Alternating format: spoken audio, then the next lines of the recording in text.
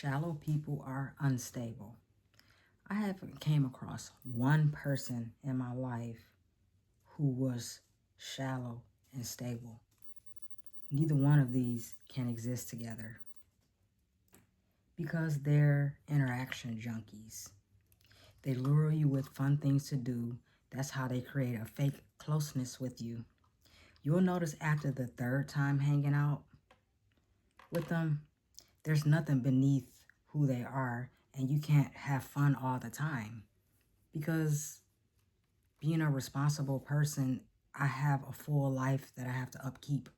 I don't have the time or the energy to fill you with my schedule. And it becomes unhealthy because you can't hang out all the time. You can't have fun all the time. It becomes a distraction, and I fall behind on my own chores of adulthood.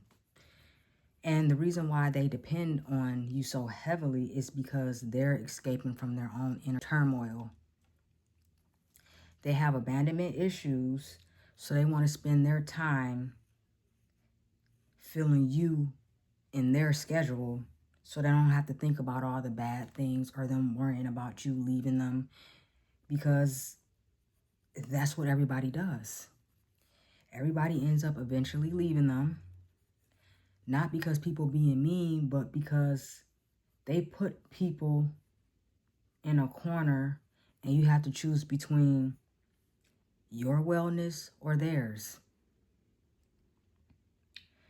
Because anytime you spend away from them, they take that as a threat or rejection, and they're going to overstep your personal space and become more aggressive until you just have to fully come out and tell them, hey, I need my space. I got a lot of stuff going on. My favorite line is, I'm busy. I got a lot of stuff going on, which I do, because like I said, these people, they love to fill up your space with themselves, and it becomes overwhelming.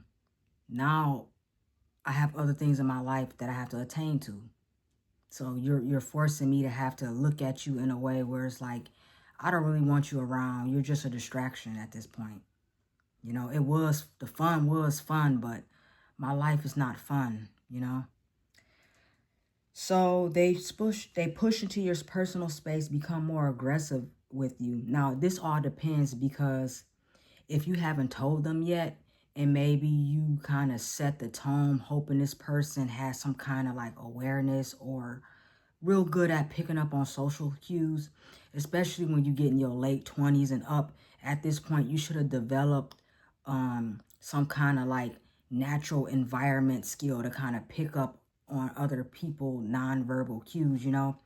But with them, they lack the awareness, so you have to come out and tell them. And this is where it can get embarrassing and weird, but it has to be done, because if you just don't say anything, it's like you're giving them the space to really push and press and create all these pressures to get you to engage and entertain them.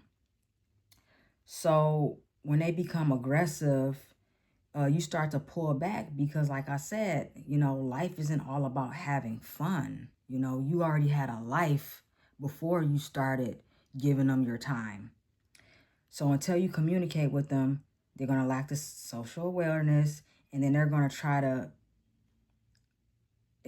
get you to feel bad for setting a boundary, make you feel guilty, make you feel like there's something wrong with you because you're picking up on them using you as a energy source. You start to realize the more space you have to actually like regroup from connecting with them is when you begin to realize like their main priority is getting their fix out of you. They do not care about you. And I'm not saying this because these people are doing it on purpose. I'm saying this because you don't operate this way. This is not healthy for you, and it doesn't align with who you are as a person. And there's nothing wrong with letting these people figure out their own stuff. You're not there to fix them because you are the fixed. Always remember that. You cannot fix these people because you're already the fixed. You get what I'm saying? And the whole time you hanging out with them is going to be fun because that's how they, you know, they do their fake closeness with you. But at the same time, if you pay close attention to what they talk about while you're hanging out with them, it's always complaints about them being a victim over some other supply they lost or on the verge of losing. And that's your cue too, that it's going to be your turn, because all they do is hop from person to person trying to get their void filled. Because these people are incapable of maintaining healthy relationships. If you don't come with the standards of kind of like assuming everybody is unstable until proven not, these people will take over your availability. They will assume you have all this time on your hands because they have all this time on their hands. Okay? They are a void. Their time is a void as well. Okay? Like, you'll be surprised, like, how much time these people spend chasing validation.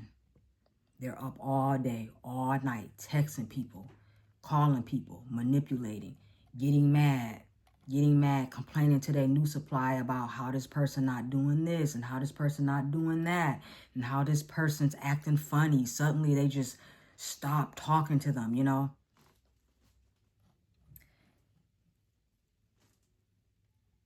I see these type of people as, I'm going to just close it out with this. I see these type of people like a haunted house. You should only see them once a year because they're seasonal friends. You come there to have your fun, have your little scary thrill, and that's it. You back on your purpose. Shallow person really is to me.